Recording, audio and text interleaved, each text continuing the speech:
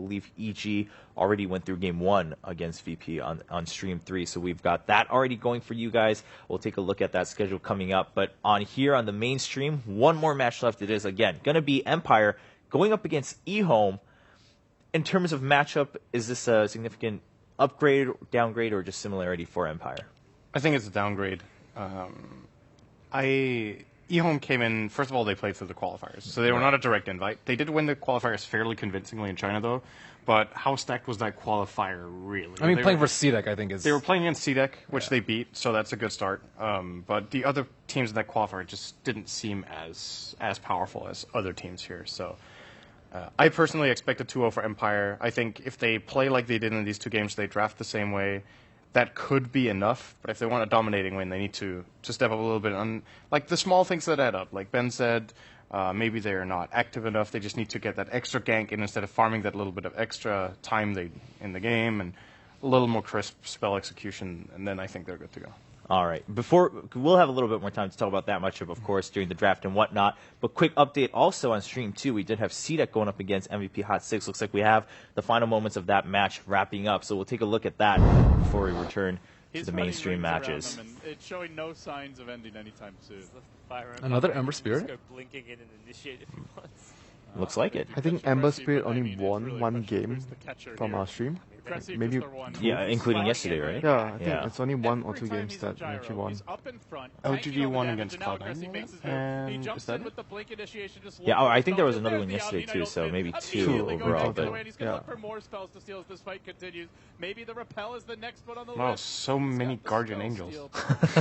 Everyone is physically immune. They still keep trying to hit each other. Yeah, we've got the Omni, of course, on the side of MVP, and then the Rubik on the side of CDEC. Use their spells at this point, because every time they do, something gets stolen. Oh, Food and Restoration, yeah, I'll take that. Let's keep the team alive, healthy, and continuing to fight aggressive mode. Yeah, we've seen Omni Knight picked a couple of times. Shadow Demon sometimes picked the deal with him, but I think Rubik is going to rise in stock as a support, especially as we see Dazzle banned out more and more. I feel like this gyrocopter is the key pick for CDEC. Aggressive gyro has carried, I think, 3-4 games in a row for them now. Yeah. Supposedly, enemy teams are banning. I guess they ban out the Leshrac against them, and I think the secondary one is maybe Tusk. And okay.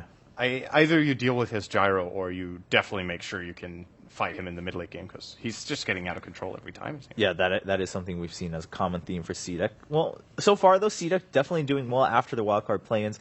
Looks like they're having a pretty strong showing on day 1, so that's something to keep an eye out for. Now, as a quick teaser while our teams get ready here for the last match of the day, of course, this is a long tournament. We're going to have more matches coming up tomorrow. We kick it off pretty strong tomorrow, too.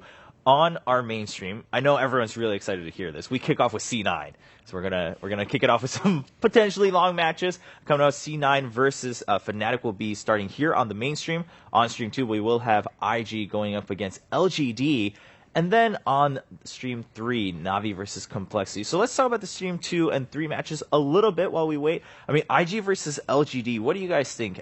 LGD, of course, kind of coming in as big favorites in the overall TI5. They've had a great showing today, 2-0 in match records. Can they carry that on tomorrow? I think that might actually be one of the most played matchups of all time. IG versus LGD, they've played each other like 4,000 times or something over the history of Dota. Like, it just seems like every major Chinese tournament, these teams have always gone far. So they've probably met in group stages, and then they've always met in the brackets later on, now, in like semifinals. Off of day 1, though, sure, small sample size, but LGD at the very top, IG at the very bottom. Yeah. So today, I mean, IG not having a great start to TI5. LGD, meanwhile, is feeling great.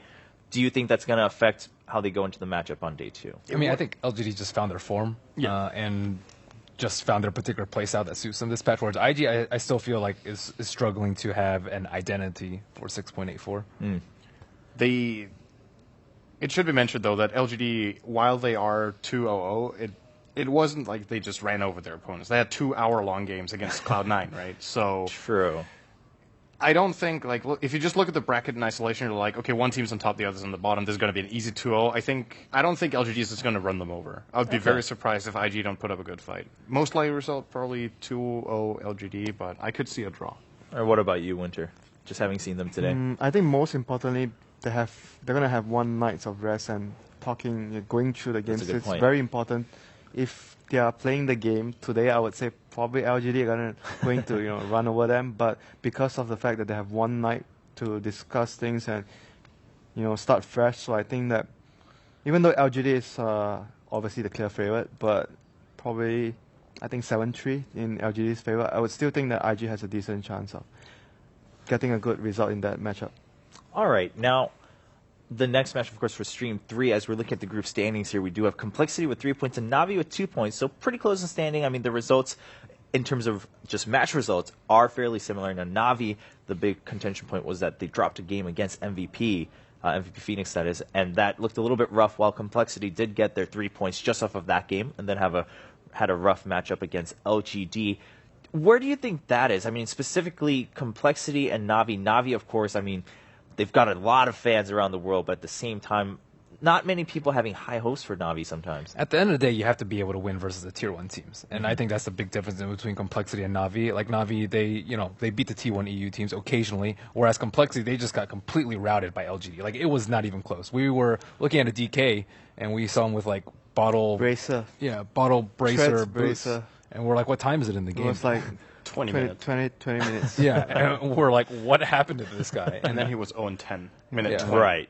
Yes. Which is that's a beatdown. That's not even. Yeah, and sure, dropping a game to MVP Phoenix as Navi, that's a little bit unexpected, but even though they might have like a worse record, I think that they're a stronger team than Complexity and can go deeper into the tournament. They were very much ahead in the early game as well. It was just like a couple of mistakes later. They overextended, and you know what happened in there. Yeah. We all know how that ended. But the most important thing was they were playing well at the start, but it was just the mistakes that crept in later on in the game. So that actually ultimately cost them the first game. Yeah, sounds pretty reasonable. Now for Complexity, as you guys mentioned, all right, sure, maybe they got just absolutely beaten by LGD. What does that mean for Complexity? But at the end of the day, this is TI5, right? This is, as some of the other players we've been watching have been saying, this is where it all matters. No one's going to come in and say, oh, we're a weak team. Like, sure, we'll be content with 16th place. No one comes in with that mindset. So we're going to take a look at the Freeman brothers on Complexity and see how they've been preparing and what TI5 means for them and Complexity. Kyle and Zach are supremely dedicated. This is all they do, and they are driven to be the best at the game. They're both ridiculously, wickedly smart, and whether it was trains or dinosaurs or just some imaginary world they played in, it's always been the two of them. When Kyle first started playing Heroes of New Earth competitively, I was still playing a lot of different games. My brother convinced me to come try out for his team in Han that was going to DreamHack because they needed a new player. He started gaming with me when he was like 16. He went to his first LAN. They went on to win everything in that game. And then they were looking to go transition into Dota, where it's the bigger pond and the bigger prize pool. They saw it as a way of like, hey, there's enough money here we can make a living. If we can find 5 people dedicated to doing nothing else but playing this game, we're going to win everything. Me and Zach would put together a very dedicated team because we were just always the hardest working when we were playing Han, and that's what we wanted to be in Complexity. I think we went through like 47 players. So if you play 50 games with us and we don't think that you got what it takes, like we're going to move on. The whole year, everything was just practice for TI. That's how we viewed it. It's very rare to see somebody as focused as Kyle on a goal. And as a teammate, he drives everybody to feel the same way about the goal as he does. Whether we finish 16th, 8th, or 3rd, I'm still going to be disappointed. We want to win. You want to win every match, every game. If you polled people, they'd probably put us as like the least likely to win the tournament. That's pretty much how we like it, because it gives us more motivation to show everyone how wrong they are and show that we're actually a good team and we're going to be contending for TI. It definitely helps the nerves to know that you can trust everyone on your team to do what they're supposed to. I'm more nervous than they are. I'm way more nervous than they are. My dad, I think, has always wanted to be able to cheer for his kids. Like, he loved watching us play sports, and gaming has sort of been the glue that always brought us back together. I'm very proud of my kids. I'm proud of them that they're willing to sacrifice to follow their dream and understand that if you want something, you have to dedicate yourself to it.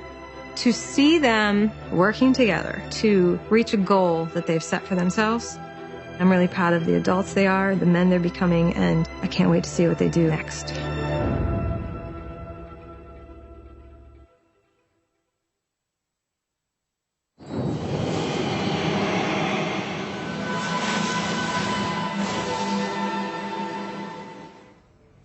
All year, it was practice for TI. That's how Complexity is coming in. And I want to point out one thing. I mean, they were saying themselves, if we polled, people might put us as the least likely to win TI. Would you rate Complexity at that point? I mean, obviously, we've already seen a couple of games from them, but, I mean, do you think they're maybe underestimating themselves a little bit in terms of how the community views them?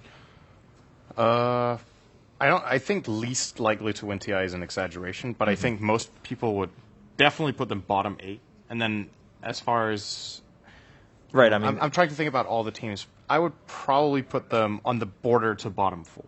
Okay. Right now, the way I look at the field. They're probably in so contention for top 12. So slight exaggeration, but putting them in the bottom quarter, let's say, is generally how most people would have expected them to do. So far, the results, not too bad. I mean, of course, starting off against MVP Phoenix, one might argue a little bit of an easier opponent than other teams, but at least they get that good kickstart with those 3 points. So once again, they'll be playing against Na'Vi tomorrow in the first match. It will be on Stream 3, though. So if that's something you want to keep a lookout for, hey, Complexity, how good are you? You say you've been practicing all year for TI. Definitely tomorrow you'll be tuning into Stream 3 when we kick off at 9 a.m. But for now, we do have one last set of matches here, and of course for the main stream, we're just about to kick off the last best of 2. It will be Empire returning to see if they can get some points against I.M O. And let's continue the thought down. I mean, we heard a little bit from you, Cinder, earlier. Ben, I.M O versus Empire, how do you rate Empire's chances here? Definitely looking a little bit better? Yes, it's definitely better than versus their prior matchup. It's just I want to see how they adjust. They didn't really adjust terribly well, I would say, from game 1 to game 2, and that really worries me a lot as a person who's rooting for Empire. I've always applauded their amazing chemistry and teamwork, and every time I watch them play, I'm like, man, these guys look like they've been playing together for 5 years, and they have been very stable, and I had higher hopes for them at the last TI, and we thought that this was their TI. This is what's going to happen for them, but I mean, they really need to at least take 1 point in this if they want to advance to the upper bracket of this group. Yeah, I mean, it's funny that we keep mentioning that it's only day 1, but at the same time, if you play 2 matches and you're at 0, we didn't have that happen in Group A, and if that happens in Group B, you know that, all right, you're in a pretty bad spot to get those top 4. That's a good point that you bring up. Winter, what about you? Where do you put I.M O? I mean, specifically against Empire, sure, but overall in TI?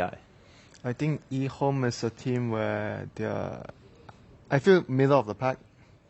In China, there's after Vichy and LGD, there's IG, and I would say I.M O is very close to CDAC, even though they beat them in the qualifiers. But I still feel like CDAC could also outdo I.M O in that sense, even though they lost to I.M O in the qualifiers. But they are really close together, and at times I feel when they are losing a lot of games, I feel RTK has been doing very poorly in the games that they lost, and he's a player where when we were doing the team characteristics, we put him as he's sometimes feast or famine. Yeah.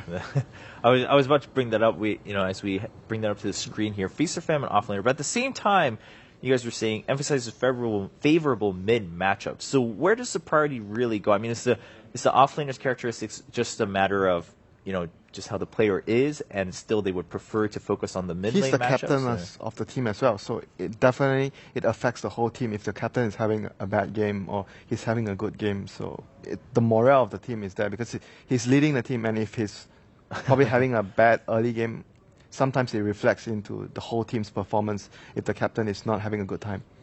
As far as the whole mid matchup goes, it's just CTY's strength. He is an absolutely incredible mechanical lane player. So I.M O would be mistaken not to draft to their strengths, which would be give him a mid lane where he can, if untouched, he will win it 1-on-1. That seems like the recipe in more than 90% of their games. They always get CTY a comfortable lane. If not one, I feel like there are 2 types of mid lanes. There's the ones where you have